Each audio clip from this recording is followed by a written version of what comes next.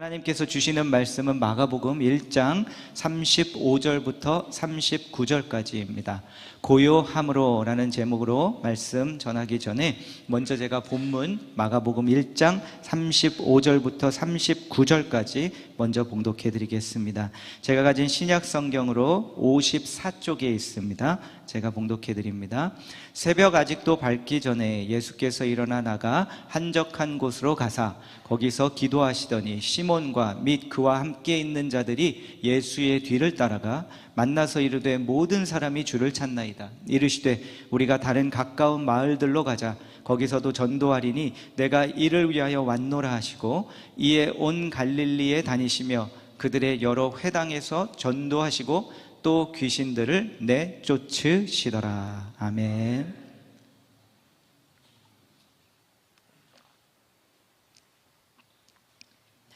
저는 어렸을 적에 한국에서 주일학교 시절 십자가의 복음을 주일학교 전사님의 말씀을 듣고 예수 그리스도를 저의 구세주로 영접했습니다. 그리고 캐나다에 와서 16살 때 주님을 수련회에서 다시 깊이 만나게 되었고요. 그때는 주님을 저의 주인으로 받아들이고 모시게 되었습니다. 그 16살 때의 그 사건을 시작으로 저의 삶 속에 이제 교회 오빠의 길이 시작되었고요. 그리고 그때부터 이제 주말, 그리고 여름방학, 겨울방학이면 교회에서 계속 우리 이민교회에서 사는 삶을 보냈습니다. 섬기기도 하고 찬양팀도 하고 또 교회 형과 누나들과 같이 교제, 친구들과 여름이 되면 우리 지금 유스 아이들 막 즐겁게 함께 노는 것처럼 또 저도 그렇게 놀고 그러며 정말 이렇게 교회 오빠로 계속 살아갔습니다. 그런데 저의 이런 모습을 보셔서 그랬는지 아니면 어떤 이유에서였는지 물론 기도 가운데 주신 마음이었지만 그런 저에게 어느 날 저희 어머니께서 내가 기도하는데 하나님이 마음을 주셨다고, 그 마음은 뭐냐면 네가 목회자가 될 것 같다고, 그 마음을 주셨다고. 그런데 저희 집안은 목회자 집안이 아닙니다. 그렇기 때문에 생각도 하지 못한 일이었고 당연히 저의 첫 번째 반응은 거절과 거부였습니다. 어머니가 아무리 그런 기도에 들으셔도 이런 것만큼에 있어서는 당사자에게 주님이 말씀해 주셔야 한다고, 당사자에게 말씀해 주시고 엄마한테만 말씀해 주시는 거는 그걸 따라가면 안 된다고 아주 완강히 제가 거절과 거부를 하였습니다. 그런데 하지만 대학교 이제 1학년을 제가 마치고 19살 때 2년간 예수전도단 휴학을 하고 선교활동을 할 때 어느 날 이제 큐티를 하고 있는데 하나님께서 그날 결국에는 저희 어머니의 손을 들어주시고 제 마음 가운데 너를 목회자로 내가 불렀다라는 마음을 저에게 주셨고 그 마음을 갖게 되었습니다. 그래서 2년간의 선교활동을 마치고 다시 UBC로 이제 진학했던 UBC로 돌아와서 믿음이 있는 우리 다음 세대 자녀들에게는 웬만하면 추천 안 할, 저도 잘 안 할 종교학, 왜냐하면 이 종교 그리고 기독교 다른 종교들을 완전 그냥 세상적인 학문으로만 보기 때문에 가지 말라고 할 그 종교학으로 제가 전공을 바꾸고 너무나 저는 즐거운 시간을 가졌고요. 그리고 이제 학부를 마친 후에 그 당시 복음주의 우리 안에서는 가장 핫했다고 하는 지금 밴쿠버에 있는 신대원 중 하나인 리전트 칼리지에 제가 진학하게 되었습니다. 그때가 만 24살이었는데요. 이제 그때 만 24살에 제가 신대원을 시작하면서 교회 오빠가 이제 전도사가 되었습니다. 그리고 그때부터 지금까지 목회자로서 살아오고 있는데요. 그때 부르심을 받은 20대 초반, 특히 신대원을 시작하면서 그때부터 제가 계속 했던 것이 한 가지가 있습니다. 그것은 뭐냐면요, 언젠가 주님께서 부르셔서 내가 해야 될 목회 가운데 그 목회를 미리 구상해 보는 것이었습니다. 그러는 과정 가운데 어떻게 교회를 세워나가야 할까, 어떤 교회를 세워나가야 할까 하는 이 질문을 던지고 그 답을 찾으려고 했고 답을 정리해 나가려고 했고요. 그것들을 제시하는 책들도 찾아보게 되었습니다. 그 책들 중에 하나가 여러분이 잘 아시는 릭 워런 목사님인데 그분이 쓰신 목적이 이끄는 교회라는 책입니다. 여러분은 아마 목적이 이끄는 삶이라는 책을 더 잘 아실 텐데요. 그런데 실은 그 책보다도 목적이 이끄는 교회가 먼저 출판이 되었습니다. 이 목적이 이끄는 삶, 저에게는 너무나도 큰 영향을 끼친 좋은 책이고요. 그리고 제가 이제 하고 있는 쉐이프라는 그러한 그 과정 속에서도 목적이 이끄는 삶이라는 책을 읽게 하고 사용합니다. 그런데 그렇게 영향을 끼친 책이긴 했는데, 목적이 이끄는 교회는 이상하게도 저에게 그렇게 큰 영향을 끼치지는 않았습니다. 왜 그런지 좀 설명을 드리려고 하는데요. 좀 생각을 해보니까 아마 이것 때문인 것 같습니다. 이 책을 보면 이 책은 4부로 되어 있고 20장, 그러니까 20 chapters, 20장으로 되어 있는데, 목차를 몇 개만 소개해드리면 이렇습니다. 2장, 성장하는 교회에 대한 신화들. 11장 제목은 뭐냐면요, 당신의 전략을 개발하기. 제 4부의 제목은 뭐냐면 군중을 끌어들이기. 여러분, 제가 비교도 할 수 없는 만큼 훌륭한 목사님이고, 영향력으로 말하자면 전 세계적으로 영향을 끼친 역사에, 그분은 기독교 역사에 남을 뿐이고 그런 책입니다. 그럼에도 왜 이 책이 저의 가슴을 뜨겁게 하지는 않았는가? 저는 그 방금 읽어드린 목차에 있는 이런 단어들이 저에게는 이상하게 관심을 끌거나 제 가슴을 뜨겁게 하는 단어들이 아니었습니다. 그 단어들은 뭐냐면요, 성장, 전략, 군중. 성장에 관심을 가졌던 적이 없었고, 숫자적으로 목회를 하며 내가 전략을 쓰겠다는 생각한 적도 없었고, 저는 군중을 끌어들이겠다는 생각을 한 적도 없었습니다. 그래서 이 단어들이 저에게는 그다지 막 확 뜨거워지지가 않았습니다. 하지만 이 질문은 계속되었고요. 그 여정 가운데 제가 또 하나의 책을 만났습니다. 교회에 관한 책인데, 그 책의 제목은 Simple Church, 단순한 교회라는 책입니다. 저는 책을 딱 보자마자 단순한 이 단어, simple, 이 단어가 제 시선을 바로 사로잡았습니다. 그리고 이 책을 보니까 이 책의 목적은 뭐냐면, 외적 성장을 위해 복잡한 프로그램에 지쳐있는 교회에서 흐려진 본질을 찾기 위해서 답은 단순함이다 라고 제시하는 것이 이 책입니다. 그리고 그 단순한 교회를 어떻게 세울 것인가를 설명해 준 책이 바로 이 책인데요, 저는 그 제시에 저의 눈이 끌렸고요, 책을 펴서 보지 않을 수 없었습니다. 그리고 이 책에서 저자는 단순함을 교회에서 세워나가기 위해 4가지 단어들을 제시하는데, 그 4가지 단어를 볼 때 저는 제 가슴이 뜨거워졌습니다. 이 4가지 단어는 전략이 아니기 때문에, 전략이라기보다는 제가 표현하고자 하는 것은 패러다임. 이 4가지 단어를 교회를 세울 때 패러다임으로 삼고 해라. 그래서 그 단어들을 볼 때 제 가슴이 뜨거워지는 것을 발견하였습니다. 그 단어들은 이겁니다. 첫 번째는 clarity, 명료성입니다. 이것은 뭐냐면요, 어느 한 성도가 교회 안에 들어왔을 때 이 교회가 무슨 교회고 뭐 하는 교회인지, 어디로 가야 하는지 명확하게 보여주고 있냐는 겁니다. 그리고 두 번째는 movement, 움직임인데요, 그러면 그 성도가 들어왔을 때 어디로 가야 하는지 그것을 복잡한 길이 아니라 단순하게 심플하게 보여주고 인도할 수 있냐는 겁니다. 첫 번째, 두 번째는 실은 저도 좀 잘 못하고 있지 않나 그런 생각이 들긴 하지만, 제 마음을 뜨겁게 한 것은 그 다음 2 단어였습니다. alignment and focus. 왜냐하면 교회에서 자라면서 그런 마음이 든 적이 있었거든요.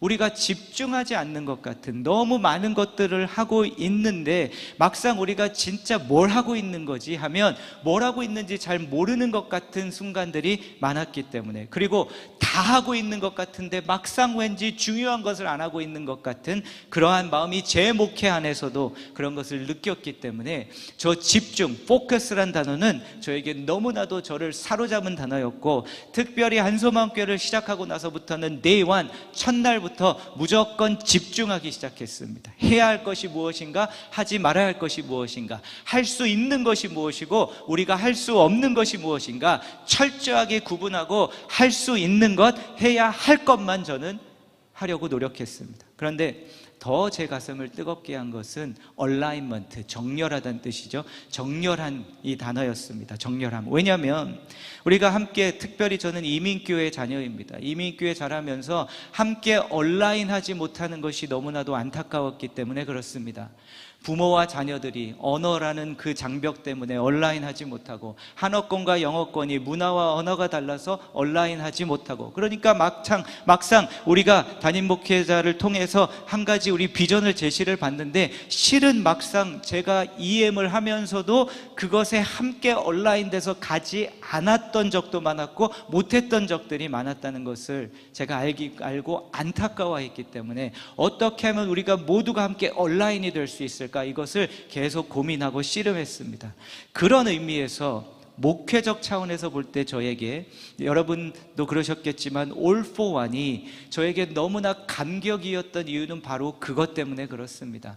우리가 모든 세대와 KCEC가 함께 했잖아요. 상징적이지만 모든 다른 사역도 그랬지만, 우리가 이번에 어우젯을 갔을 때 KC 작년, 연세가 좀 더 높으신 분부터 어린아이까지 KCEC가 다 함께 갔는데, 뭔가가 온라인이 되어서 정렬이 되어서 좋은 시간을 갖고 기쁘게 참여하고 돌아온 이 사역, 그리고 제가 어린이들 사진, 올포한 사진 가져와서 보여드리고, 또 뭐 이씨가 한 거 보여드리고 할 때 여러분의 얼굴들을 쫙 이렇게 제가 보면 흐뭇해 하시는 그 얼굴들, 이것을 보면서 저쩌면 이 소원하고 바랬던 얼라인먼트, 이 정렬을 우리에게 시켜주셔서 우리가 회중이 다르고 언어가 다르지만 함께 가게 해주시는가 보다 라는 마음 때문에 저는 너무나도 All for One에 크게 감격했던 이유였습니다. 그래서 이 마음으로 계속 지금 교회를 세워나가고 있는데요, 한소망의 우리의 비전 사역인 Gather, Grow, Go도, 그 다음 도표를 보여주시면요, 이 맥락 안에서 여러분들이 좀 이해를 하시면 좋을 것 같습니다. 우리의 사명은 뭡니까? 성도를 온전하게 하여 하나님의 나라를 세워가는 교회입니다. 그런데 복잡하게 여러 가지 정하지 않았고요, 딱 3가지 비전 사역을 정했습니다. 그것은 뭐냐면 3G, Gather, Grow, Go. 더 다른 거 없습니다. 아주 간단하고 심플합니다. 그리고 gather는 모이는 사역인데요, 우리가 무엇을 중심으로 모이는가? 다른 것 중심으로 안 모입니다. 다른 것 중심으로 모이는 것은 엑스트라고 보너스고 부수적인데, 이 다른 것 중심으로 먼저 모이는 것이 아니라 무조건 우리는 무엇을 중심으로 모인다? 본질을 중심으로. 그러다 보니까 우리의 가장 중요한 사역이 예배가 된 것이고, 제가 말씀 가운데 계속 강조하는 것이 복음이 될 수밖에 없었던 것입니다. 그래서 이 본질을 중심으로 우리가 모이고요, 그리고 이 나머지 2가지, 이 3가지에 집중하는 교회입니다. 다 하지 않습니다. 우리 교회는 다 하지 못합니다. 그런데 여러분, 이 방향이, 이 단순한 교회가 유일하다는 것을 말씀드리는 것이 아닙니다. 많은 것을 다 해야 하고, 그리고 더 많은 것을 동시에 감당해야 하는 사명을 받은 교회들도 있습니다. 특별히 대형 교회들은 그러한 사명을 짊어지고 가야 합니다. 그런데 저는 우리는 그 교회가 아니라는 겁니다. 우리는 집중하는 교회라는 겁니다. 그래서요, 저는 이렇게 표현하고 싶어요. 우리 한소망 교회에 어느 분이 딱 들어오시면 이런 마음이 들 수 있는 교회, 들어와 보니까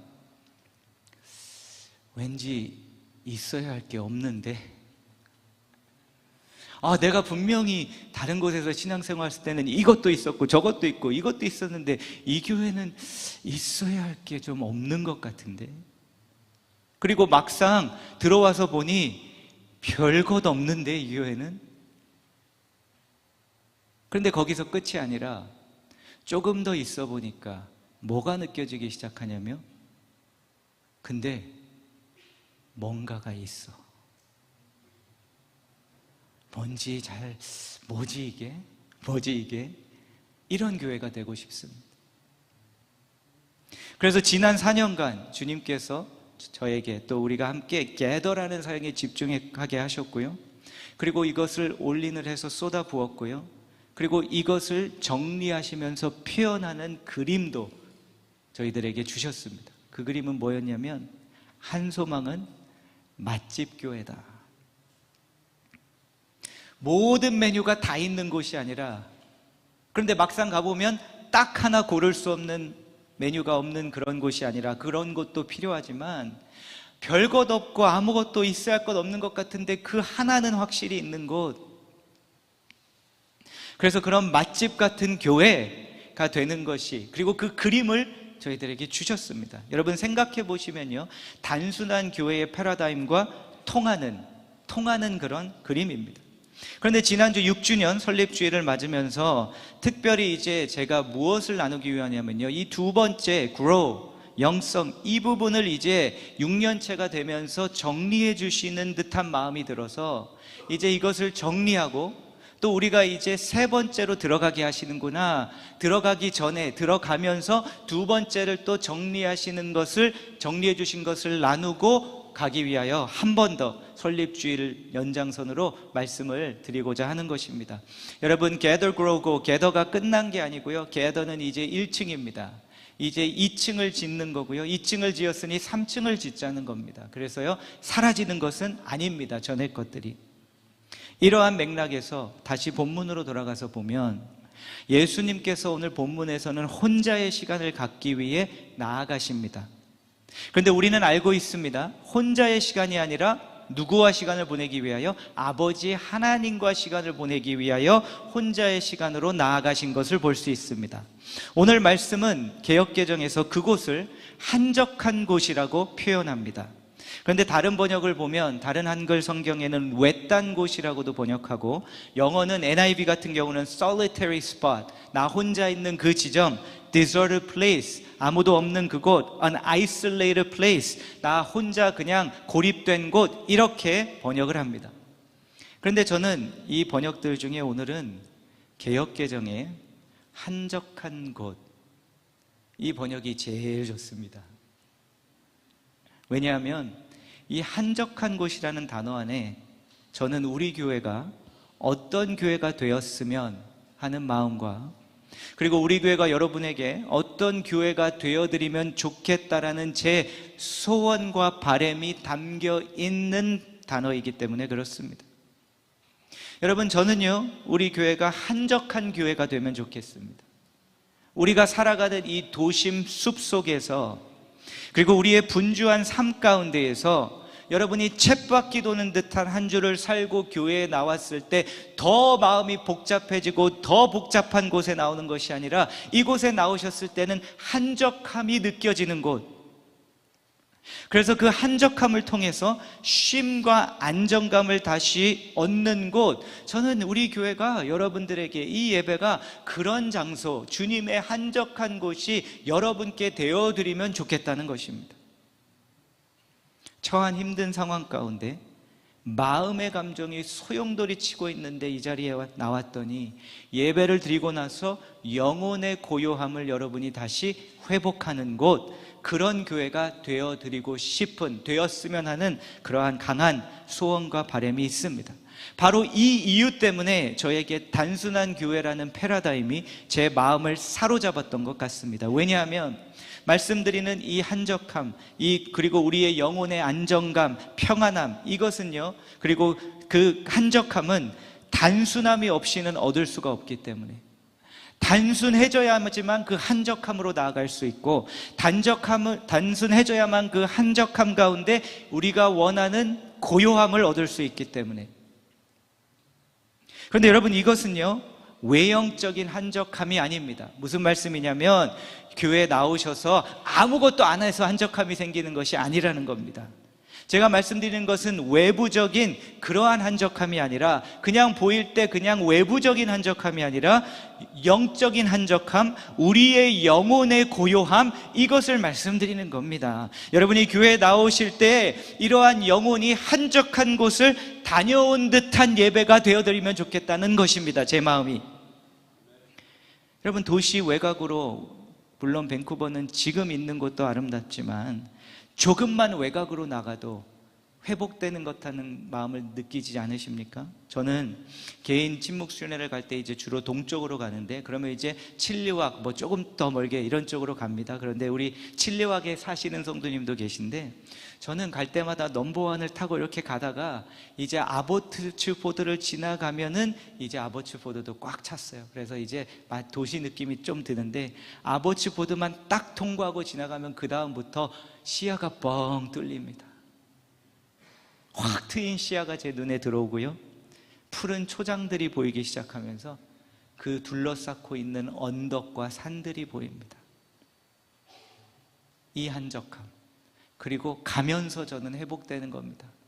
눈으로 보면서. 저는 우리 교회가 저와 여러분에게 이 한적함이 되어드리는 교회가 되고 싶다는 것입니다. 그런데 여러분, 그 한적함이 있다고 해서 교회의 사명이 멈추고 사라지는 것은 아닙니다. 계속해서 1장 36절 37절 보시겠습니다. 시몬과 및 그와 함께 있는 자들이 예수의 뒤를 따라가 만나서 이르되 모든 사람이 주를 찾나이다. 예수님의 사명이 한적한 곳으로 가신다고 끝난 게 아니었습니다. 오히려 다 와서 뭐라고 예수님께 말씀하시냐면요, 1명도 아니고 10명도 아니고요, 주님, 모든 사람이 주님을 찾습니다. 우리 주님의 사명, 모두를 구원하셔야 하는 이 사명, 이 사명이 주님께 밀고 들어오는 겁니다. 그래서 왜 주님이 한적한 곳으로 가셨는가? 모든 사람이 찾기 때문에 한적한 곳으로 가신 겁니다. 그 사명을 피해 도망가신 것이 아니라 그 사명을 이루기 위하여 한적한 곳으로 가신 것이었습니다. 찾아가신 겁니다. 사명이 멈춘 것이 아닙니다. 우리가 한적한 교회가 되자고 해서. 그리고 예수님을 보면은요, 사역이 멈추지 않으셨습니다. 한적한 곳으로 가셨다고 해서. 그 다음 38절, 이르시되 우리가 다른 가까운 마을들로 가자. 거기서도 전도하리니 내가 이를 위하여 왔노라 하시고, 예수님이 뭐라고 하십니까? 그래, 모든 사람이 나를 찾으니 가자. 그런데 어디로 가자고 하십니까? 모든 곳으로 다 가자 안 하십니다. 다른 가까운 마을들로 가자. 이 한적함 자리에 들어가시니 모두가 다 오라고 하는데, 내가 가야 할 곳이 어딘지를 정확히 하시고 지금 이때는 우리 가까운 마을들로 가자. 단순한 교회의 패러다임으로 보자면 예수님이 뭐 하시는 겁니까? 집중하시는 겁니다. 포커스. 그리고 그 단순함에서 걸어나와 집중하셨을 때 어떤 열매가 있습니까? 39절, 이에 온 갈릴리에 다니시며 그들의 여러 회당에서 전도하시고 또 귀신들을 내쫓으시더라. 사역의 영향력은 훨씬 더 큽니다. 이에 온 갈릴리, 그리고 더 나아가서 나의 사역의 포커스는 십자가야. 오신 순간부터 집중하시죠. 그리고 딱 집중하시고 십자가를 향해서만 가십니다. 그리고 십자가에서 죽으십니다. 다 하지 않으셨습니다. 십자가만 하셨습니다. 그런데 무슨 일이 일어납니까? 온 인류가 구원을 얻는 길이 열렸습니다. 저는 여러분이 신앙생활을 한소망교회에서 하시면서 이러한 삶을 사실 수 있도록 돕고 싶다는 겁니다. 와서 더 마음과 영혼이 분주해져서 예배를 드리고 갔는데 다음 주 시작하는 날 더 지치고 힘들고 내 영혼은 더 분주하고 더 스트레스 받고 돌아가시는 것이 아니라, 예수님처럼 한적한 곳에 오셨다가 영혼의 한적함을 회복하고 일어나서 나아가실 때 월요일부터 여러분이 내가 해야 할, 하지 않을 일을 내 직장 안에서도 집중하고 그 집중을 통해 더 큰 영향력을 행사하시고 더 잘 되시고 더 영향력을 끼치시는 삶을 일터에서, 가정에서, 세상에서 사시도록 돕고 싶은 것이 이 한적함을 향한 저의 소원입니다. 여러분, 이것을요 이제 두 번째 영성, grow, 영성 비전 포커스와 연결을 하면 이게 어떻게 연결이 되는가? 늘 반복해서 계속 말씀드리고 있습니다. 여러분, 영성은 내가 많은 성경을 줄줄줄 암송하는 게 영성이 아닙니다. 내가 무슨 방언을 받아서 방언하는 게 영성이 아닙니다. 그건 은사입니다. 내가 무슨 치유를 하고 막 수없이 많은 이들을 전도하고 이것이 영성이 아닙니다. 그것은 다 영성의 결과물일 뿐입니다. 영성이 나타나는 방법 중에 하나일 뿐입니다. 진정한 영성은 뭐라고 계속 말씀드리고 있죠? 주님과 진짜 깊은 관계가 있는 게 영성입니다. 영성은 다른 게 아니라 주님과 진짜 가까운 게 영성입니다. 그러면 이 영성, 주님과의 깊은 관계에 들어가기 위해 필요하고 없어서는 안 되는 것이 무엇인가? 한적함. 이 두 번째 이 사역 비전이 이것과 연결되는 것입니다. 한적한 공간을 어떻게든 제가 노력하고 만들어 드리려고 애를 써서 그 한적함을 통해 이 깊은 주님과의 교제의 자리로 들어갈 수 있도록, 그래서 진짜 영성이 계신 분들이 되도록. 그러면 그 영성의 길로 우리가 나아갈 수 있는 방법이 뭘까요? 제가 보니까 시작은 저부터였더라고요. 그 시작이 뭐냐면요, 여러분에게 말씀드리기 이전에 제가 어떻게든 이 한적함을 먼저 지켜내야 합니다. 왜 그럴까요? 예수님이 제자들에게 십자가에 가시기 전에 뭐라고 하셨죠? 내가 너에게 평안을 주노라. 없는 걸 어떻게 줍니까? 예수님이 내가 너희들에게 평안을 주겠다 하신 것은 평안이 있으시니까 주지, 없는데 평안을 주노라 하실 수 있겠습니까? 제가 이 앞에서 아무리 여러분에게 한적함을 드리기 원합니다. 여러분이 한적해지시길 바랍니다. 그런데 저를 보니까 막 얼굴에는 한적함이 아니라 막 그 분주함과 이거에 찌들어 있는데 여러분에게 한적함을 드리기 원합니다 하면 믿어지시겠습니까? 받아들이시겠습니까? 제가 한적함을 가지고 있어야 묻어나오고 여러분에게 드릴 수 있기 때문에, 여러분 이렇게 표현할 수 있을까요? 우리 교회가 안 바쁜 것처럼 보일 수 있지만요, 힘은 아주 많이 드는 교회입니다. 왜냐하면 저는 이 한적함을 유지하기 위해서 얼마나 많은 노동을 해야 하는지 모릅니다. 저 혼자 영적 노동. 그래서 우리 첫 번째 시즌 게더 시즌을 정리하면서 그림을 하나 주셨자고 말씀드렸죠. 맛집이라고. 그런데 주님께서 이 두 번째 시즌을 6년이 되며 정리시켜 주신다는 마음이 드는 이유가 또 하나의 그림으로 정리를 해 주셨기 때문에 그렇습니다.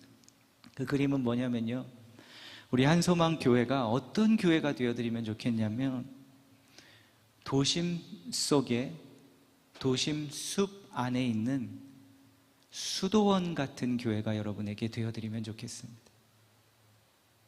여러분이 그 수도원에 매주 갈 수 없습니다. 그런데 그곳에 가면 한적함이 있는데 그 한적함을 어떻게든 이 예배라는 곳으로 가져올 수 있는 교회, 수도원 같은 교회. 저는 수도원에 나가는 걸 좋아하는데 수도원에 가면 여러분 느끼는 것이 있습니다. 뭐냐면요, 들어가는 순간 평온함이 느껴집니다. 그리고 그곳에 가서 지나가는 그들을 보면 그들 보기만 해도 그 평안이 저에게 전해집니다. 그리고 그곳에서 회복되고 새롭게 되면서 다시 살아납니다. 그래서 저는 그 시간을 제가 가지면서 왜 여기 오면 이게 되고 왜 다시 교회에 돌아오면 왜 이것이 이렇게 힘들까? 중요한 질문입니다. 왜냐하면 그곳에서만 되면 되는 것이 아니라 여기서도 돼야 되잖아요. 그러면 저기서는 되는데 여기서는 안 되고, 저기는 되는데 여기도 되려면 이곳에 무엇이 있어야지만 우리가 될 수 있을까라는 질문을 계속 고민하는데 제가 얻은 답은 두 가지. 뭐냐면요, 이겁니다. 수도원에 있는 것이 두 가지가 있는데요, 그건 뭐냐면 영어로 루틴 그리고 룰. 수도원에는 이 두 가지가 있습니다. 가면 모두가 다 일상적으로 정례적으로 아주 단순하게 반복되는 패턴이 매일 있습니다. 그 루틴 안에서 철저하게 수도사들은 살아갑니다. 그리고 더 나아가서 그곳에 가면 이들이 철저하게 지키는 공동체의 규칙들이 있습니다. 그러니까 이들이 뭔가 더 훌륭해서, 이들이 저와 여러분보다 영성이 더 탁월해서 그분들에게 그 영성, 주님과의 가까운 관계가 일어나는 게 아니라, 그곳에서는 다 함께 우리가 어그리하고 어떻게든 서로 지키는 루틴과 룰, 규칙과 이 일상적인 반복의 패턴이 있습니다. 예를 들어서 잘 아시는 것처럼 수도원에 가면은요, 방문을 해도 같이 지켜야 하는 규칙이 있습니다. 그건 뭐냐면, 몇 시가 딱 되면 그때부터 그 다음날 몇 시까지는 침묵해야 합니다. 서로에게 말도 걸어서는 안 됩니다. 뭐 하는 겁니까? 서로에게 쉼을 주는 겁니다. 무엇으로부터? 서로로부터. 우리가 서로가 서로를 지치게 하니까 서로로부터 쉼을 주려고 침묵을 하는 겁니다. 말 걸지 않으려고. 내가 말 걸면 서로 힘들고 피곤하게 하니까. 더 나아가서 침묵하는 이유는 각자 서로에게 공간을 제공하기 위해서입니다. 무슨 공간이요? 나에게 신경 안 쓰고 나 때문에 바더되지 않고 온전히 당신이, 그리고 나도 주님께 조용히 주님 앞에 나아갈 수 있도록, 한적한 곳으로 갈 수 있도록, 그래서 침묵하는 겁니다. 그리고 그 시간 동안 쉼을 갖고 주님 안에서 한적한 곳에다가 거하고 돌아와서 그 다음날 만나니, 이 규칙을 함께 지키니 무슨 일이 일어납니까? 같이 한적함을 나누게 되는 일들이 일어납니다. 말씀드렸듯이 바쁘지 않아 보이는 듯 할 수 있으나 저에게는 우리 교회의 목회가 아주 힘든 목회입니다. 왜냐하면 저는 여러분과 달리 또 담임이라는 부족하지만 세워주셨기 때문에 답답할 정도의, 너무나도 보링해서 참을 수 없을 정도의 루틴을 지켜내야 되기 때문에 그렇습니다. 제가 주일학교 때 이렇게 애들과 춤추는 거 보면 이런 마음이 드시는 분이 보여요. 야, 저 우리 목사님 저 끼를 어떻게 주체하고 살아가나. 보이기와는 달리 제가 좀 끼가 있습니다. 그런데 그거 다 죽이고 딱 1년에 한 번 주일학교 때만 나오고 다 지극히도 저는 지난 6년간 보링하고 픽스된 삶과, 그냥 여러분이 보면 딱 그냥 프레딕터블, 예측할 수 있는 그 패턴을 어떻게든 지키려고 노력했어요. 저희 형제를 만나는 것도 6년 동안 문을 열지 않았습니다. 작년에 그 문을 열면서도 큰 고민을 하고 열었습니다. 깨질까 봐, 제 루틴이, 패턴이. 왜냐하면 제가 그 한적함이 없는데 여러분에게 그 한적함을 어떻게 드리겠습니까? 그래서 어떻게든 그것을 지켜내려고 했고, 그런데 놀라운 건 뭐냐면, 은혜는 뭐냐면, 이제는 그곳이 제일 좋습니다. 제일 좋아요, 그곳이. 다른 것보다. 야, 이렇게 어렸을 적엔 끼가 있던 내가 이 자리가 이렇게 좋을 수 있을까? 이렇게 좋을 수 있을까? 여러분, 우리 목회자들은요, 세계의 모든 목회자들의 1% 목회하는 분들을 동경하면서 글로 가려고 합니다. 바쁘게 CEO처럼 큰 목회를 해야 되는 분은 1%입니다. 목회자들 중에, 제 생각에는. 그럼 저와 같은, 우리와 같은 99%는 이렇게 정해진 분들과 작은 곳에서 계속 가야 되는데, 이것을 견뎌내지 못하면 어떻게 목회를 합니까? 그래서 저는 우리 교회에서 저를 또 목회자, 담임 목회자지만 이런 모습으로 저를 봅니다. 나는 수도원장 같은 목회자가 되고 싶다. 그러니까 여러분이 영적으로 고민이 있습니다. 영적인 방향을 갈 바를 모릅니다. 찾아오셨을 때 제가 뭔가 주님하고 가까이라도 있어야 한마디를 드려도 뭔가가 진실하고 주님 것이 나오지 않겠습니까? 제가 잘 하고 있다는 것이 아니라 그렇게 안 될까봐, 못할까봐, 못하고 있는 것 같아서 발버둥을 치고 있다는 겁니다. 먼저 내가 그 룰을 지켜야 하고요. 그런데 이것이 워킹하기 위해서는 여러분도 그 룰을 지켜주셔야 합니다. 우리 한국 문화에는 이러한 규칙들을 설명하는 단어가 있습니다. 뭘까요? 예절. 여러분, 예절이 뭡니까? 그냥 나이 더 많으신 분들에게 잘하는 게 예절입니까? 아니고요. 예절은 뭐냐면 좋은 관계를 위한 그 공동체의 우리 민족의 규칙들입니다. 그 규칙들을 잘 지키면 부모와 자녀가 행복한 관계가 되는 것이고, 그렇기 위해서 세운 것들이 예절입니다. 그러면 지금 이 믿음의 공동체에 말씀드린 이 규칙들을 다른 단어로 표현하면 이렇게 표현할 수 있을 것 같아요. 이러한 규칙들은 뭡니까? 영적 예절입니다. 서로를 향한 영적 에티켓들입니다. 이것을 우리가 다 함께 서로 지켜줘야 이 수도원에서 얻는 한적함을 우리가 얻을 수 있습니다. 같이. 그래서 말이 중요한 것이고, 내가 그 영적 예절과 에티켓을 저 사람을 위해서, 또 나를 위해서 이 한적함을 들어가기 위해 우리가 말을 조심하는 것이고, 우리가 셀처치 가이드라인을 매 학기마다 읽으시라고 하는 이유는, 안 읽으셨으면 읽으십시오. 각 셀. 그 안에 무엇이 담겨 있습니까? 우리 셀이 한적한 곳이 되기 위하여 영적인, 함께 지켜야 할 우리의 서로를 향한 영적 예절, 그 규칙입니다.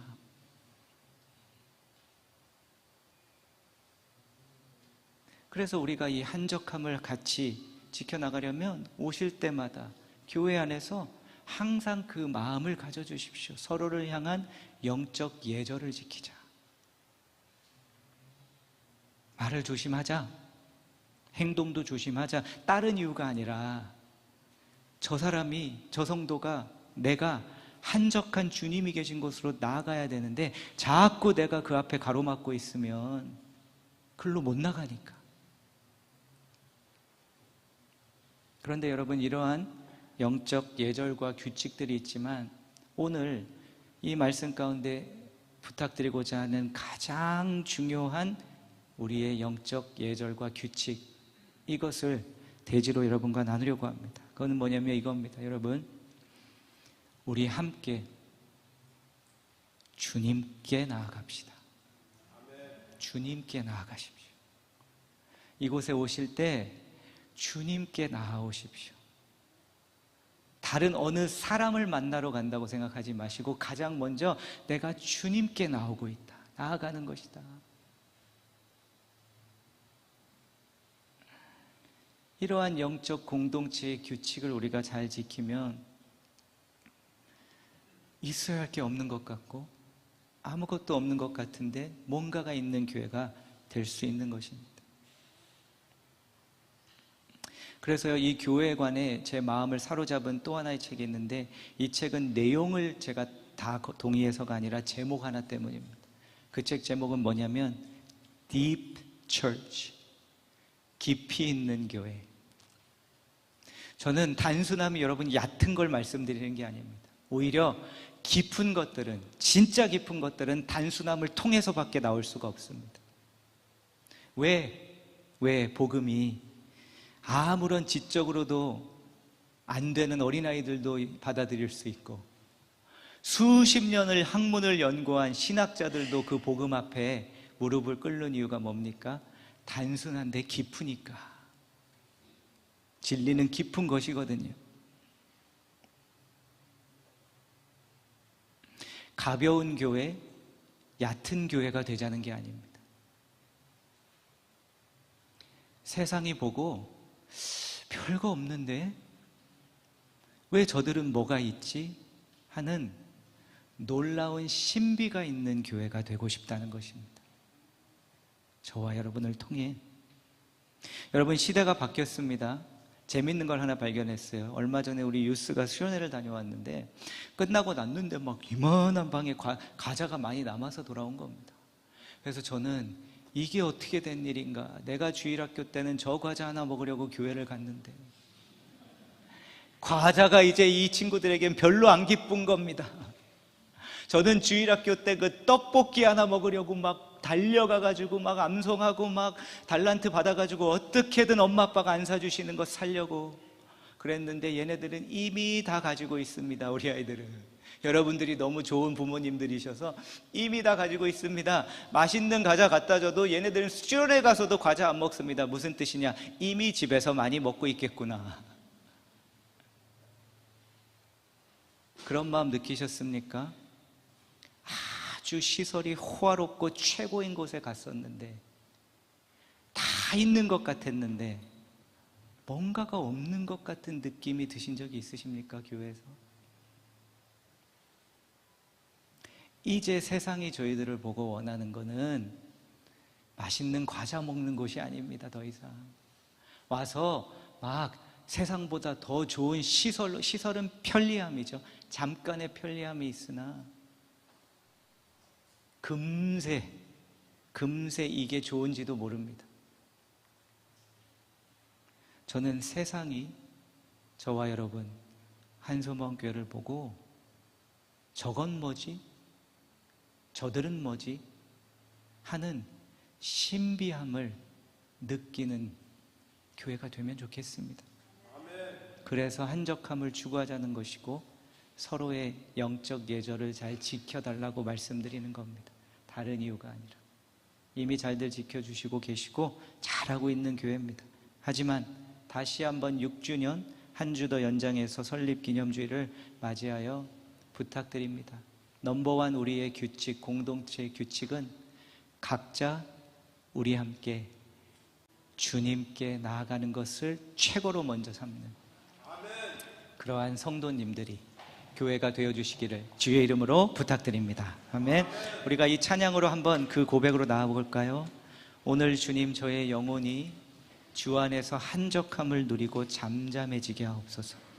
하나님을 바라게 하시고 그 한적함 가운데 구원이 주님께서 저에게 나오게 하옵소서, 받게 하옵소서. 우리 같이 함께 찬양하겠습니다.